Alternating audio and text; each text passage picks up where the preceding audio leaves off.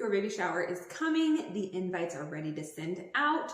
Before you send out those invites, let's make sure your baby registry is good to go. The first thing we need to do is make sure it's live, okay? There are features to hide your baby registry if you're not ready for the world to see it. Make sure it's live so when those invites go out, your guests can check it out. Next, make sure the essentials are covered. Okay, it's very easy to go down the baby gear rabbit hole and get influenced into, I don't know, random items like a boogie picker. Is that essential? Absolutely not. Diapers, wipes, basic clothing, burp cloths, bottles if you're going the bottle route, car seat. Hello? Get the essentials first. The third thing you need to do is avoid fluff. So obviously focus on the essentials, but also take out some of the fluff. If you're realizing this just isn't a need, take it out. And if you feel like you need help removing some of these fluff items, that's where I come in. I'm a, non-judgmental. I'm not your mother-in-law. I'm not your best friend. I'm somebody that can pick apart your baby registry, and it's more of a business transaction instead of a personal relationship. All right, I'm not gonna get my feelings hurt and hopefully not hurt yours either. So if you're interested in learning what I can offer you and how I can help you, comment, tell me more, or look for the link in the description. The fourth thing I would say before your baby registry goes live is making sure you have varying items of different price points. This is gonna naturally happen, okay? You're gonna have small things like pacifiers, pacifier clips.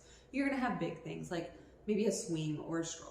All right, and then there's some mid-level items like a Moby wrap or clothing or swaddles.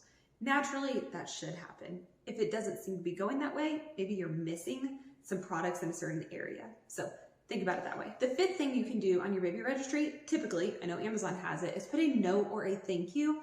And this can be a great place to explain something. I've seen a baby registry before where the baby was going to actually be born with, I believe it was clubbed feet, maybe, or something like that, and they were going to have certain braces on their feet and have surgeries. So they put a note explaining why they registered for certain pants and certain gowns. Okay, they had really specific needs tailored to that baby. It's also a way to just thank your guests for giving. Let them know if you don't know the gender, hey, this is a surprise gender, so we're trying to stay really neutral on the clothing, and blankets, accessories, all the things. So the note can be really helpful on informing your guests of kind of your vibe, your vision, and your needs. Number 6 is remove duplicates. So I find baby registries all the time on Amazon where there are 4 swings listed or 3 bouncers. People throw a bunch of stuff on their baby registry and they think, oh, I'll get back to it later and I'll weed it out and me and my spouse will talk about it and eliminate some. Well, guess what? Baby keeps growing. The baby shower keeps coming and people are gonna check out this baby registry before you have it ready. All right, it is important to get this thing wrapped up as quickly as possible. And again, that's where I can help you get back on track. The 7th tip I wanna give before your baby registry goes live is to envision where every single item is gonna go in your home. All right, you want a changing table?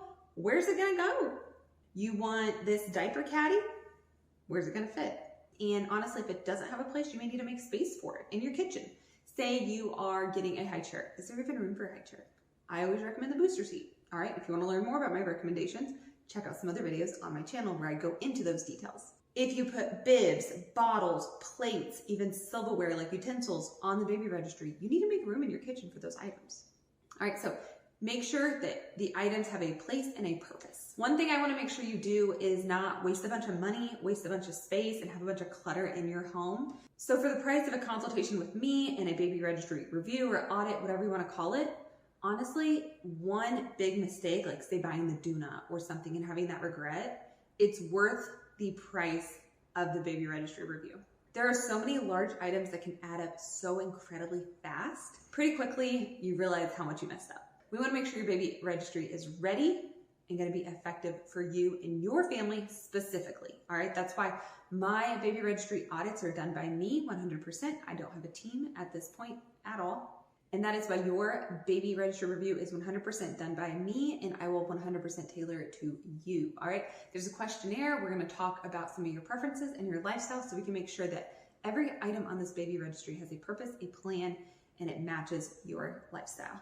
So if your baby registry still isn't ready and the clock is ticking for you in your baby shower, go ahead and comment, tell me more, and we can get in touch and see about working together. In the meantime, check out other videos on my channel to improve your baby registry.